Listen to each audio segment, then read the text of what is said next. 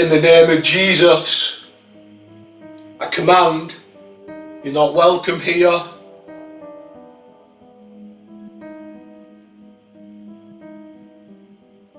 April 2022, nirecord ng lalaki ang kanyang sarili gamit ang isang espesyal na kamera, ang SLS Kinect camera. Ang device nito ay accessory sa kilalang console na Xbox at ayon sa mga kumakalat na video online ay nakakadetect ito ng ghostly figures tulad ng ganito.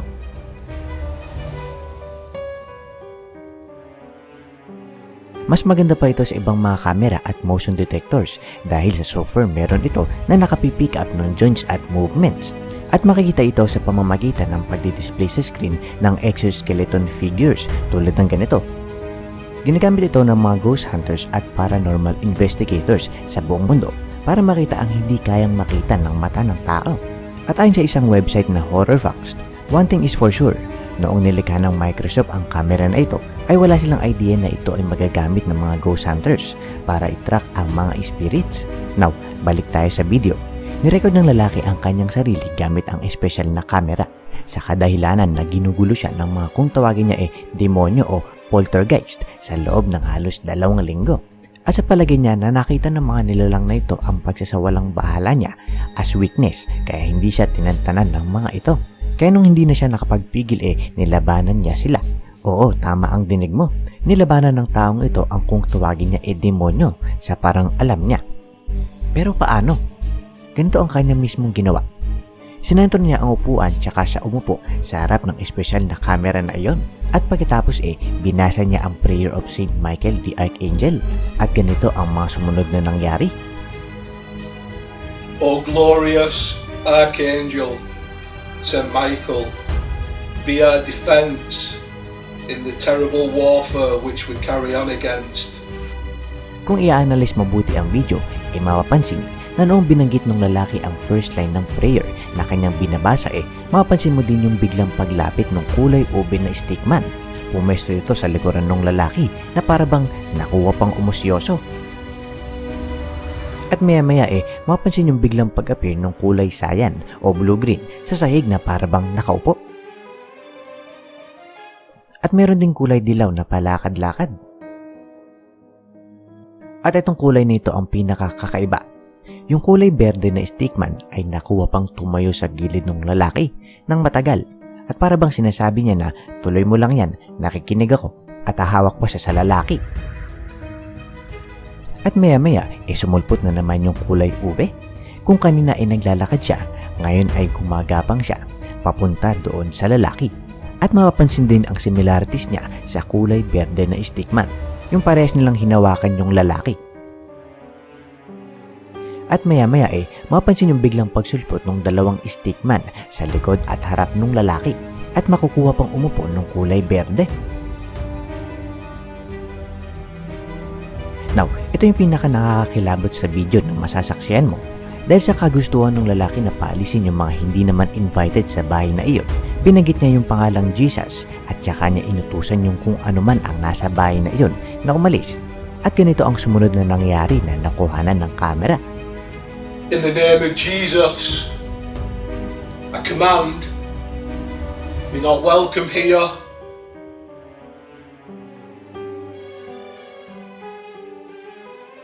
Mapansin na nag-react yung green stickman noong madinig niya yung pangalang Jesus at tumayo doon sa kinauupuan niya na parabang siya ay natakot at kailangan niyang umalis. Ang ending umalis yung 2 stickman na umaaligid na nakadinig sa pangalang Jesus.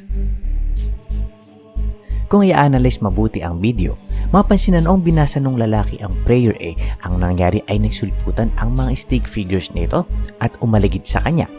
Pero noong binanggit ng lalaki sa video ang pangalang Jesus ay nag-react sila to the point na parang alam nila yung kanilang dapat gawin. Ang umalis, ito kaya ay isang matibay na ebidensya na makapangyarihan ang pangalan na iyon? Ikaw na ang humusga.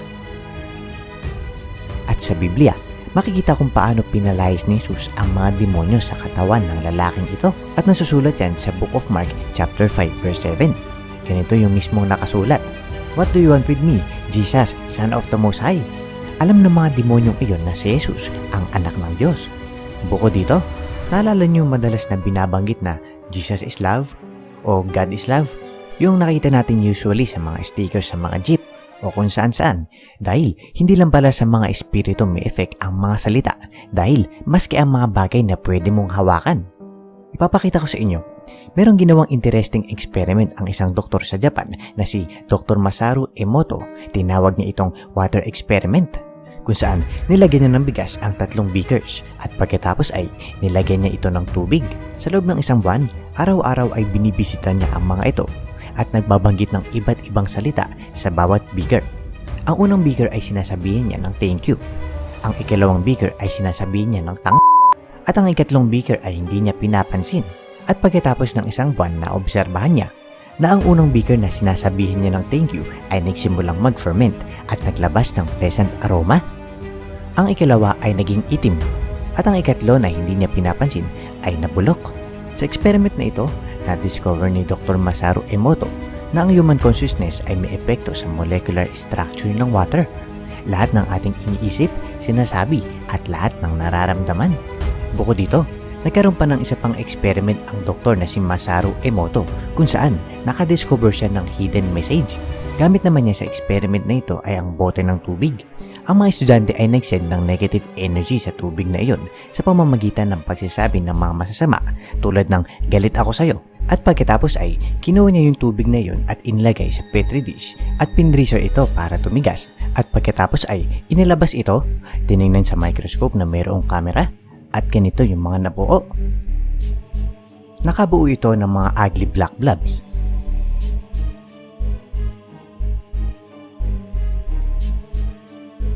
At pagkatapos ay inulit niya yung experiment.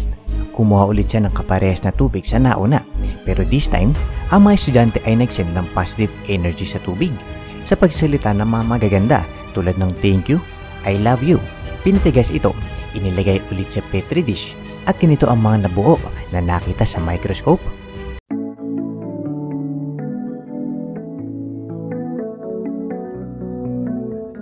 It forms a beautiful snow crystals.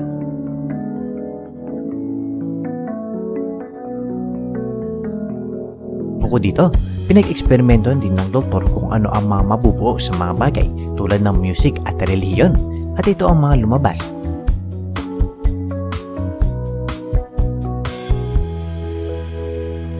So, we know two things. Water has memory at 85% ng ating katawan ay made up of water at ang ating utak ay made up of even more water. So, sa tuwing nagsasabi tayo ng hindi magandang salita sa ating mga sarili, ay malaki ang epekto nito in a physiological way. Ikaw, Kaasyong, ano palagay mo sa eksperimentong ito ni Dr. Emoto?